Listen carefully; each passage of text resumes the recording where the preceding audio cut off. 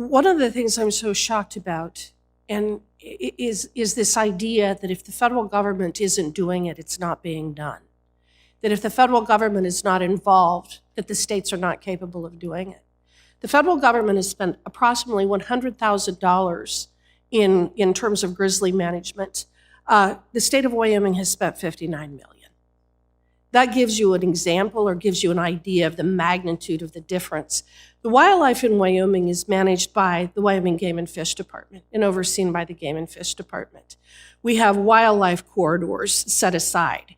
They manage elk, deer, coyotes, antelope, moose, all different kinds of species, none of which are listed under the Endangered Species Act as either endangered or threatened. But they are keeping track of numbers. They pay attention. They have trends. They have all kinds of data that they're gathering on a constant basis. They don't need the federal government to dictate to them how to manage our antelope population. In fact, the federal government does a very poor job of wildlife management. It's the states that do it. It is the states that have been managing the wolf population, not the federal government. The federal government has simply, or actually the radical environmental groups, have just restricted our ability to manage these species in balance with other species. So when you have a Game and Fish Department who is managing, they can manage the wolf population and make sure that it stays above recovery levels, but they can also do so in a way that protects our elk population, especially in certain areas, or protects our moose population, especially in certain areas. So when you say, what is the mechanism by which there's going to be any protection at all? Every single one of these states that have a gray wolf population right now have a management plan in place that would come into play at the time that the wolves are delisted, just exactly the way that it is for the grizzly.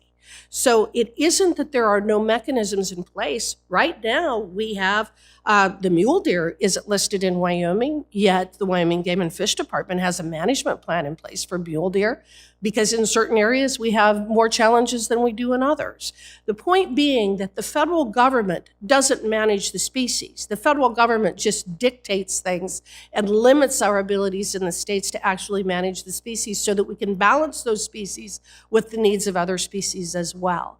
So delisting the species pursuant to this bill does not take away management and protection for the gray wolf so that it goes extinct.